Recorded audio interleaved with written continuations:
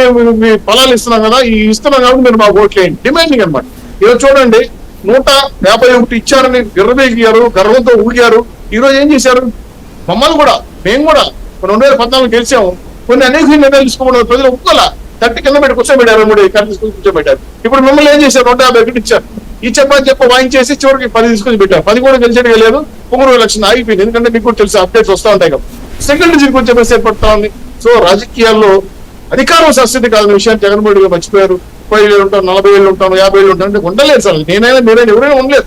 5 ఏళ్ళు పరిపాలన ఇచ్చారు, సవిగా పరిపాలిస్తే ఒకసారి అవకాశం ఇస్తారు, అంతేగాని ఈరోజు 4వ హ్యాట్రిక్ కొట్టి ముఖ్యమంత్రి అవుతున్న చంద్రబాబు నాయుడు గారిని ఈరోజు మీరు ఎందుకు ముఖ్యమంత్రి అయ్యారంటే ఏం చెప్తారని, నాకు ముఖ్యమంత్రి కొత్త కాదు, రాష్ట్రాన్ని అభివృద్ధి చేయడం కోసం నేను ముందుకొచ్చానని చెప్తారు. బీజేపీ కానీ జనసేన కానీ మేము ముగ్గురు కలిసిన తర్వాత ఆయన ఓటమికి ఆయన అంగీకరించిన ముందే ప్లాన్ వేసుకుని ఉంటే కొంతలో కొంత ప్రతిపక్ష హోదా తగ్గేది.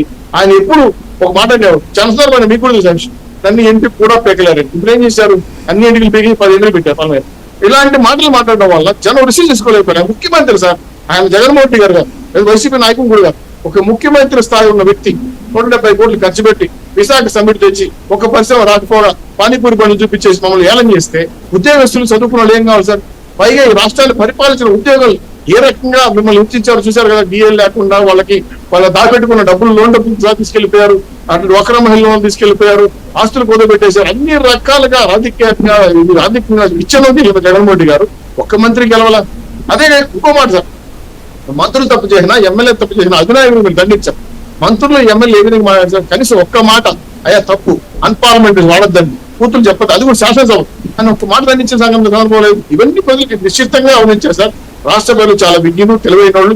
మీరు తప్పు చేసినా, వాళ్ళు తప్పు చేసినా, మేము తప్పు చేసినా క్షమించే పరిస్థితి లేదు. చాలా సార్లు చెప్పడానికి ప్రయత్నం చేసిన సలహాదారులు దగ్గరికి వెళ్ళే పరిస్థితి లేదు. కాబట్టి జగన్మోహన్ రెడ్డి ఎవరి మాట వినరు. కాబట్టి ఇప్పుడు ఆయన వేసే ఓటమిని అంగీకరించి, ఓటు మాత్రం ఒప్పుకుంటా, ఆయన నేను ప్రజా తీర్పును అంగీకరించాను, నేను ఒప్పుకుంటాను, మళ్ళా నేను కష్టపడతాను అంటే మంచిదే. మార్పు వస్తే, మార్పు విజయానికి చిహ్నం అంటారు. మార్పు వస్తే మంచిదే, మార్పు రావాలని నేను కోరుకుంటున్నాను. చాలా సార్లు బాబు గారు అయ్యా నీ కొడుకు లాంటి నీకు సలహా ఇచ్చేవాడిని చెప్పడానికి వెళ్ళి ప్రయత్నం చేస్తే కూడా హారం చేశారు. ఆ శాసనసభలో అవమానించారు. 60, 70, 40 ఏళ్ల వయసులో ఆయన అరెస్ట్ చేయాలి సార్. ఏం చేశాడు ఆయన? తప్పు చేసి ఉంటే తప్పు చేసి చెప్పండి, అంతేగాని వేల కోట్ల రూపాయలు చేశాడని అక్రమ డాక్యుమెంట్స్ సృష్టించి అరెస్ట్ చేయడం అనేది రాష్ట్రం కాదు సార్, ప్రపంచం అంతా కూడా వ్యతిరేకించింది. ఇటువంటి నిరసనలు వచ్చే మీరు కూడా చూశారు. సో అరెస్ట్ అనేది కూడా పెద్ద విధిబండగా మారింది. జగన్మోహన్ రెడ్డి గారు స్వతహాగా స్వయంకృపాదం చేసుకొని నష్టపోయాడు తప్ప ఇక్కడ రాష్ట్ర ప్రజలు కానీ, రాష్ట్రంలో ఉన్న ప్రతిపక్షాల పార్టీ కానీ ఎవరి మాట వినకుండా, కనీసం బయట తిరగనీయకుండా డిక్టేటరీ పరిపాలన చేయడం వల్ల పూర్తిగా వైసీపీకి వ్యతిరేక ఫలాలు అవడానికి కారణమైంది. ఈ ఓటమిని అంగీకరించిన వైసీపీ నాయకులు ఇంకొక 6 నెలల్లో